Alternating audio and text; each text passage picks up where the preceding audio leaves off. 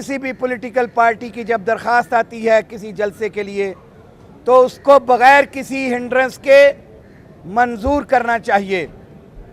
आज हम अदालत के भी शुक्रगुजार हैं और हम तवक्को करते हैं कि जो अंडरटेकिंग लाहौर हाई कोर्ट में डीसी ने दी थी उस पे अमल दरामद करते हुए कल के जलसे का एनओसी जारी किया जाएगा।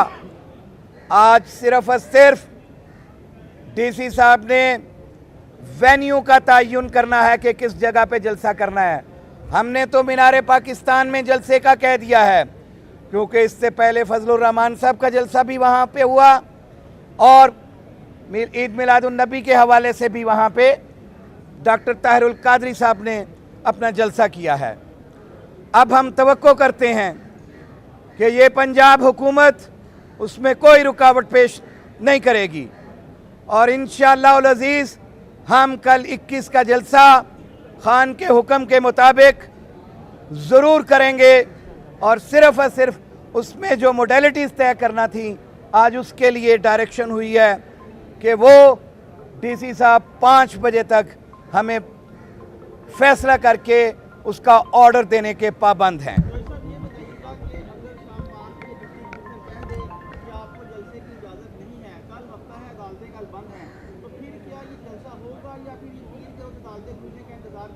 देखें, हमने ऑलरेडी ये बात कह दी हुई है कि हमने जलसे की तारीख दे दी, डीसी ने उसको एक्सेप्ट कर लिया हुआ है। हमने तारीख देनी थी, उसने मंजूर उसी तरह से करनी थी। मैंने पहले भी कहा है कि जलसे की वेन्यू के लिए अगर वो हमें कन्विंस कर लें या कोई ऐसी चीज़ होगी तो उसके बाबत हम सोच सकते हैं, अदरवाइज कल 21 का जलसा होना है। सॉरी और ये हर सूरत में कल इंशाअल्लाह जलसा होगा।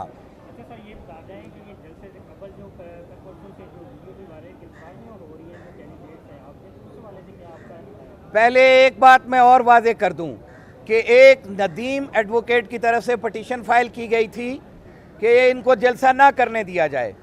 वो पटिशन इस कोर्ट ने खारिज कर दी है।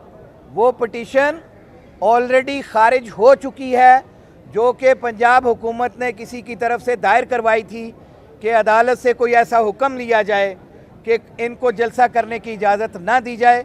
वो दरख्वास्त खारिज कर दी गई है। दूसरा, अदालत ने आज अपने ऑर्डर में लिखवाया है कि पटिशनर्स को और हमारे किसी वर्कर को गिरफ्तार ना किया जाए, गैर कानूनी तौर पे हरास ना किया जाए।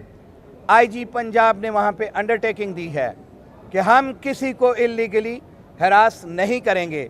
मेरी तवक्को है कि आईजी पंजाब अपनी उस स्टेटमेंट पे अमल करते हुए हमारे किसी वर्कर को तंग नहीं करेंगे और वो नीचे डायरेक्शन देंगे अपनी पुलिस को कि वो किसी वर्कर को, किसी लीडर को या जलसे के मुंतज़मीन को किसी को इलीगली हरास नहीं करेंगे।